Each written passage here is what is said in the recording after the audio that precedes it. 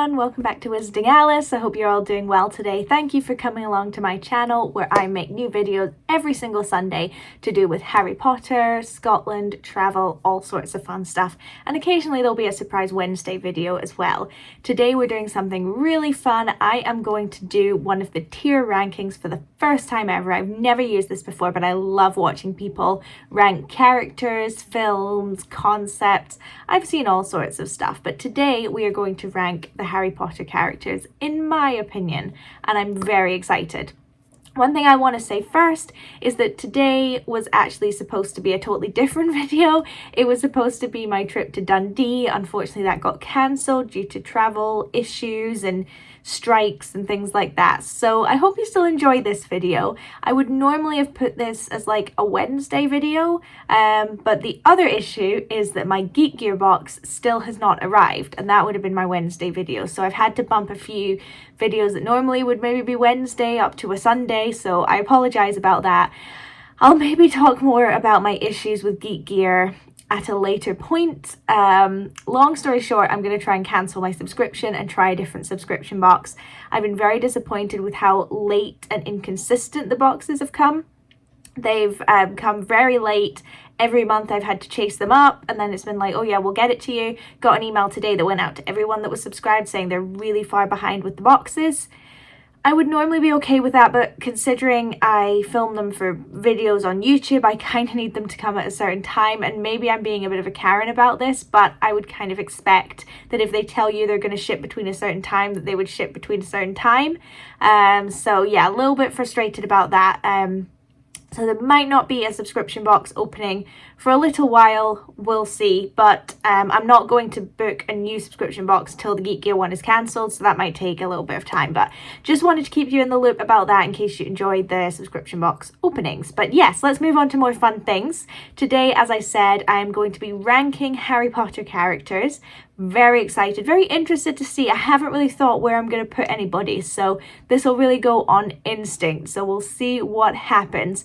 I'm kind of just doing main characters today, but if you like this and you'd like me to do some of the more obscure ones, maybe some of the creatures, some of the other students, let me know, because I think I could definitely do those as well. So let's get into it. Okay, so I've moved you over so you'll kind of see the side of me. By the way, I didn't mention, I am wearing my Oodie. It's not an Oodie, but it is an Oodie. So, hope you're enjoying this fashion show. I look like one of those dogs that are super wrinkly. Anyway, on to the tier maker. So, I made this myself. I'm very proud of myself. Let me get rid of a couple of tabs up here. Okay, so at the bottom, we've got Dumble Don't, which is essentially no. Get away from me, I do not like this character at all. Then we've got Hermione, as in they're okay, don't love them, but I don't hate them. Then we have Griffine, so they're fine, they do the job, they're okay, don't dislike them, but they're just fine. Nicholas Flamazing, love this character, I think they're awesome, respect what they do. Then we've got Susan Bones up at the top, and this is God tier level of character. They are the best. I am obsessed with them, and it's called Susan Bones because Susan Bones is mine and my mum's favourite Harry Potter character. She makes one appearance in the films, and I'm obsessed with her, so she gets the honour of having the name of the top category. I'm going to say here, this is going to be based off a mix of my opinions of them in the books and the films. So maybe I love them in the books, but they do something in the films I don't like. That would impact my opinion of them. To be honest, this is all personal. You might not like the way that I justify certain things, but it is what it is. Okay, so I'm just going to start pulling characters at random. Oh my gosh. Where to start? I don't even know where to begin. Okay, well, why don't we start with the Golden Trio? So here we have little Harry. I'm going to put him there just while I talk about him. Harry is, of course, important. He is the main character. Nothing would happen without him. But he also starts a lot of trouble. He basically is the cause of all the other students having a not so great time at Hogwarts. I would not want to be at Hogwarts while Harry is there. He seems like a nice enough fella. I can see why people would want to be friends with him. He didn't choose to be in this situation. It was forced upon him. But at the same time, he doesn't exactly, keep his nose out of it, does he? So I'm going to put him in Nicholas Flamazing because we wouldn't have the series without him. I think that's fair enough. Good enough guy. Don't love him. Okay. Does that make any sense? All right, well, let's go for Ron. Ron is an interesting one. Out of the Golden Trio, he is my least favorite. 100%, unfortunately. I like him a lot in the books. I think his little tiff with Harry and Goblet of Fire makes a lot of sense in the books. I can totally see why, you know, he would start to feel that way about Harry and the whole situation. But in the film, I think he just comes across as really petulant. And I think it's pretty unforgivable that he left Harry and Hermione chasing the Horcrux and left in such a manner. I could see that, you know, he still had his family and he wanted to check that they were okay. But the fact that he was basically like, this is really boring and I don't want to do it anymore. Unforgivable. You're saving the world, Ron. So I'm going to put him in Griffine because it's a toss-up between Hermione meh and Griffine. But I think overall it kind of balances itself out. The fact that he left, but also throughout the rest of the books, he's a pretty great friend. So he can go in Griffine. Hermione, Susan Bones, without a shadow of a doubt. She's my favorite character. Obviously, you know, she basically gets them out of trouble. The whole book series wouldn't happen if Hermione wasn't there. They'd have died instantly. Every book, Harry and Ron would have died if Hermione wasn't there. So Hermione, 100%. Susan Bones, God tier. She gets the job done. She doesn't make a fuss about it. You go, Hermione. Okay, that was the Golden Trio. So now we've got a kind of baseline. It's quite nice. They're all in different categories as well. I didn't plan that. So let's go for the Silver Trio then. So let's start with Ginny. Ginny is a tough one because in the books, she is really cool. I mean, this has been discussed a million times, the comparison of Ginny in the books and the films, but she's so cool. She's right in there. She wants to help the Golden Trio. She wants to make a difference, despite the fact she's younger. You know, she's still super involved in it and she wants to help. And she's just a cool person. In the films, she is weedy as hell and does nothing and honestly just kind of seems like she gets in the way and is really, really boring. And I do blame the writing for that 100%. I think they just didn't want to spend the time developing her character or Harry and Ginny's relationship, which honestly I don't necessarily have a problem with in the films. That's not a key plot line, but for some reason they still decided to include it. So it was kind of half-assed, whereas they should have whole-assed it or not bothered with it at all. I would have been fine having none of the Harry and Ginny stuff and her still appear in the prologue as it was. You know, that I'd be like, okay. So I'm going to put her in Griffine again, just because the books and the films kind of balance themselves out to a middle point. So she can go in Griffine. Where are the other Silver Trio? Where are they? Oh, Luna, there she is. Okay, Luna, Susan Bones, 1,000,000%. Again, crucial character. She seems really ditzy, and your first impression might be that she's kind of dim, but not at all. She is sharp as anything. She deserves to be in Ravenclaw 100%. She's so loyal. She's so committed. She helps them out like crazy. She deals with being kidnapped by Death Eaters. She's just perfect. Absolutely perfect. So no question about it. Susan Bones. I think her and Harry should have been, if you're going to couple people up at the end, I think her and Harry made way more sense than Harry and Ginny in both the books and the films. But that's a conversation for another day. Okay, Neville, his head's been cut off in the picture. But that is Neville, you'll have to trust me. Okay, Neville, Susan Bones. He just is, yeah. Again, you know, a bit like Luna, people might underestimate him, but he's loyal as hell. He is willing to give up his life for what is right, and he is an incredible friend to everybody that is currently on this list. I think he's great. Book and film, absolutely perfect. Okay, we're doing some kind of easier ones at the moment, I think. Okay, but let's move on to the Bronze Trio then. Draco Malfoy.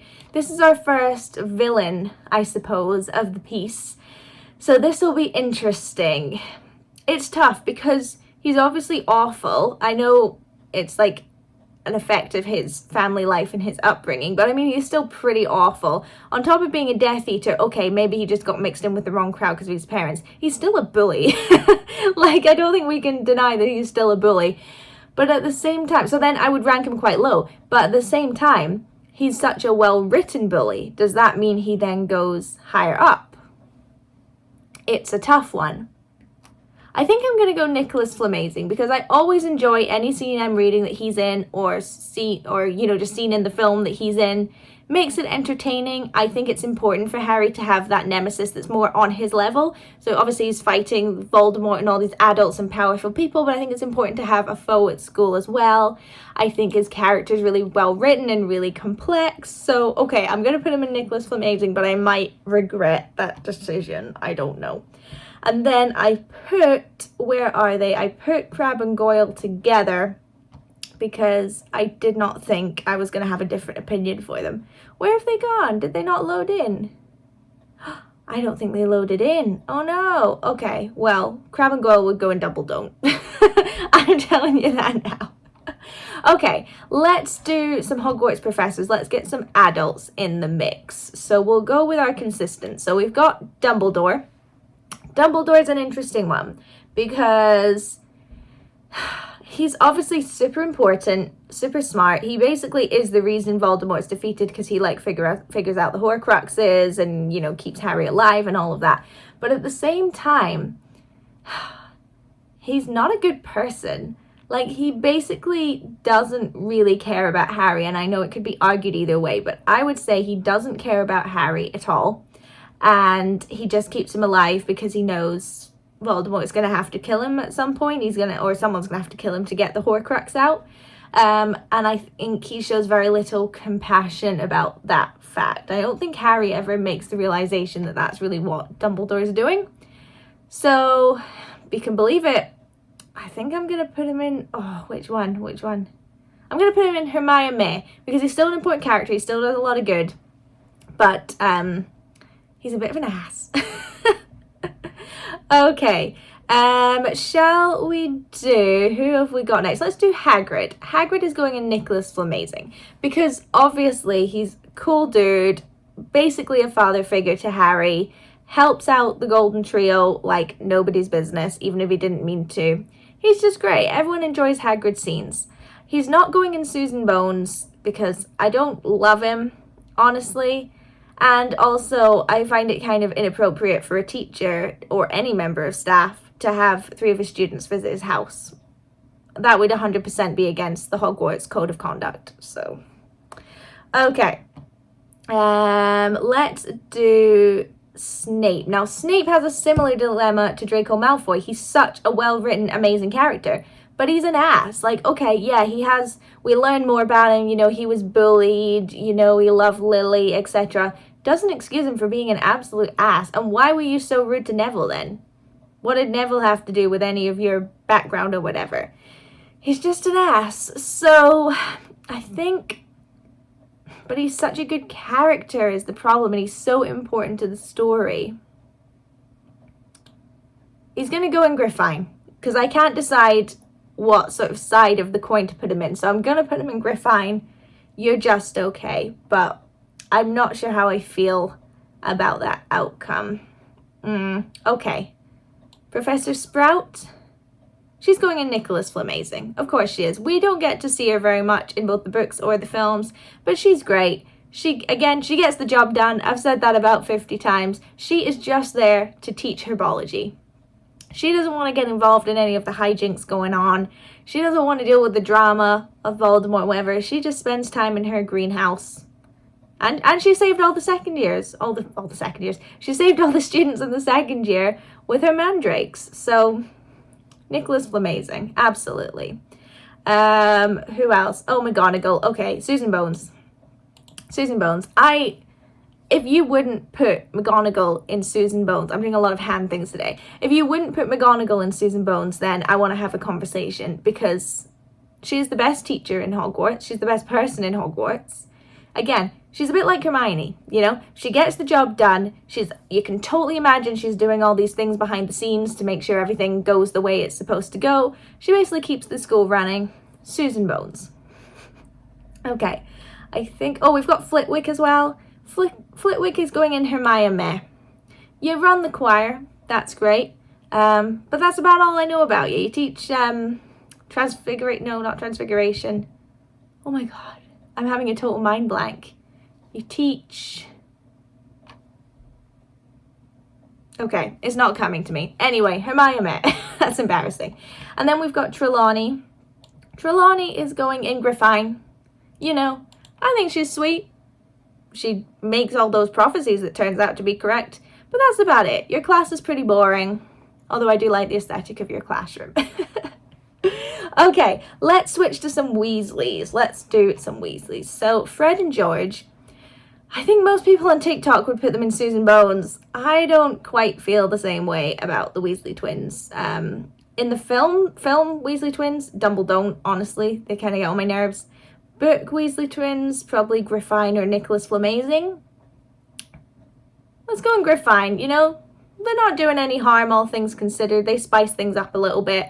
They definitely get the upper hand on Umbridge, which I'll always appreciate, but that's about it. I don't really have a whole lot to say about them. Let's do Percy. Dumbledore. How dare you? How dare you betray your family like that? We've all got ambition. We've all got jobs we want to do. We've all got places we want to be. But you don't step on your own family to do that when they've done so much for you. Absolutely not. You know your family. You know Harry. And you chose not to believe them. All for a stupid idiot, aka Minister of Magic. Having none of it. Yes, you redeem yourself and come and help at the end, but you're still a Dumbledore. Okay. I'm looking for more Weasleys. Molly Weasley, Nicholas Flamazing. She's basically a mother to Harry. Does she kind of have favoritism over Harry compared to her own children? Yes, don't love that. But, you know, she's there for Harry. She helps him out. She helps the whole Golden Trio out. She's willing to fight Voldemort, even though she's got her family to look after. Nicholas Flamazing. And the same goes for Arthur Weasley also. Okay. Who have we got next? Bill Weasley. I am going to put him in Hermione. Yes, he helps them by letting them use Shell Cottage. That's great. But apart from that, he doesn't really do much. He marries Fleur. Okay. That means nothing to me. And same in the book. Like, you don't really learn too much about him. So I'm going to put him in Hermione. Again, not really got an opinion. And I'm going to do the same for Charlie as well, considering we don't ever see him in the films. And in the books, again, he brings the dragons over for the 4th task. He picks up Norbert. Fantastic. Doesn't give me much of a personality. Okay, let's do the Dursleys. So, Vernon and Petunia, Dumbledore. I think I don't even really have to explain myself here. You're awful bullying people to just a little child. I don't need to say anything else. But Dudley, I'm going to put in Hermione. One step up. Yes, he's still an awful, awful bullying person. Again, there's a bit of a Malfoy comparison here where it's kind of a product of his parents. But he's redeemed by the deleted scene, which isn't in the film and isn't in the book, so I shouldn't really count it, but the deleted scene where they all have to leave because Harry's going to go off to fight Horcruxes, or find Horcruxes or whatever, and he apologizes to Harry, and, you know, they have that nice reconciliation. That, for me, pushes him up a tier. Okay. Voldemort. Nicholas Flamazing. You're going to be shocked. He's just such a good villain. Same kind of thing as Malfoy. Like, obviously it wouldn't happen, the whole story wouldn't happen without him. But, you know, he's got good motives. You understand why he's trying to do what he's trying to do. Why he has to be the one to kill Harry still doesn't make any sense. Harry would have been dead a zillion times if someone else had been allowed to kill him. But he's a great villain. Very scary. Wouldn't want to meet him in an alleyway. Nicholas Flamazing. Okay, I'm going to start just randomly, like, pulling characters now. Umbridge. Honestly, Umbridge is kind of Susan Bones. I'm going to get so much hate for this. As I've said before, Umbridge is the perfect villain. everyone hates her. And it's not just like oh, you know, she didn't let them do this, so we hate her. No, everyone actually has like a visceral reaction to her. They hate her that much.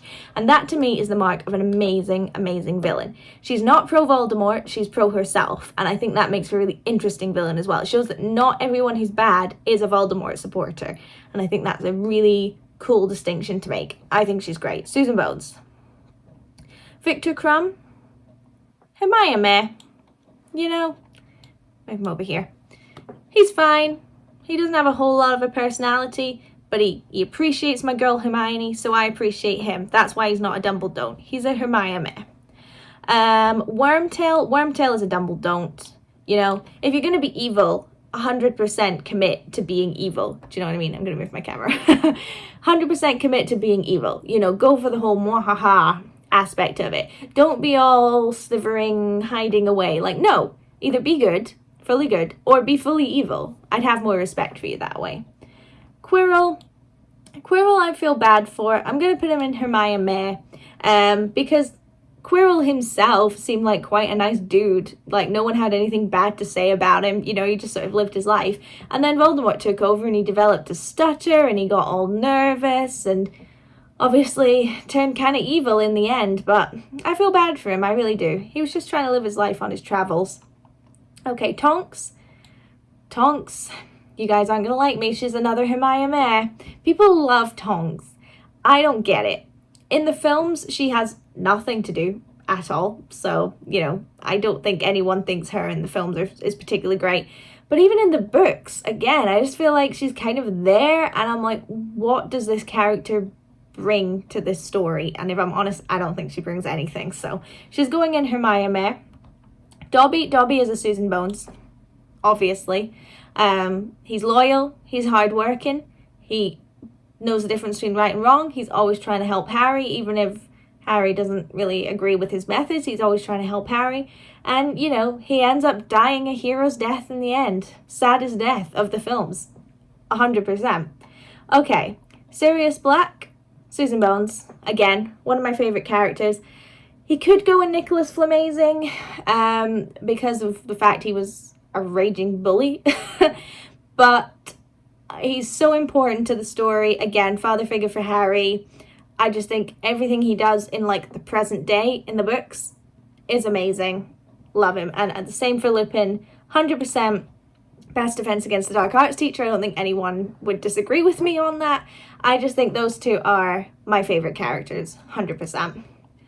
Okay, Slughorn. Slughorn I'm actually putting in Nicholas Flamazing because I just really liked having a different potions teacher. I thought that was really interesting. I thought it was cool to see a Slytherin who wasn't depicted as totally evil or a complete bully. Like, he was actually, you know, somewhat of a nice guy. Yes, he was super ambitious and was all about chasing the clout and, you know, having certain titles and knowing connections and things like that. But, you know, he, on all intents and purposes, he was a nice dude. And, you know, he ended up really helping out and basically leading them to the Horcruxes, to start finding the Horcruxes, which is so important. So, Nicholas Flamazing. Bellatrix is Griffine because, again, she's a great villain, really cool. I'd say I'd be far more scared to meet her than I would for Voldemort, 100%. But again, she just, in the grand scheme of things, isn't as important to the story as Voldemort is. So that's why she goes a step below. Mr. Arpats, Cedric Diggory. I am going to put him in Griffine because I don't feel meh about him. You know, I like him. He's good, you know. He's a bit of an ass, but I think that's just, you know, being a teenage high schooler, you know, when he's not really that bothered about the fact that everyone's like bullying Harry about being a Triwizard champion. But I think he accepts the fact that he's not the only Hogwarts champion quite well. He's always trying to stop his dad from making all those comments. I think he's an alright dude, so he can go in Griffine. Let's do Lavender Brown. Lavender Brown, again, Griffine, 100%. Oh, we've got quite a nice little grid going on here. That's not on purpose. She's in Griffine, and you might think I would rank her lower, but honestly, I feel kind of bad for her. Yeah, she's a bit overexcited. She's a bit full on. But I think that's just because she's got a lot of emotions, you know, and she's just really passionate about things. And I don't think she should be penalized for that. You know, for as far as she was aware, she had a boyfriend who all of a sudden was interested in someone else. You know, I can understand why she'd be pissed. So she can go and Griffine. She's okay.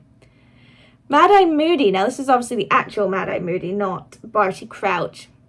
He's going at Nicholas Flamazing. You know, he's great. He, again, is there to get a job done. I obviously like these kind of people that are just there to do what they have to do.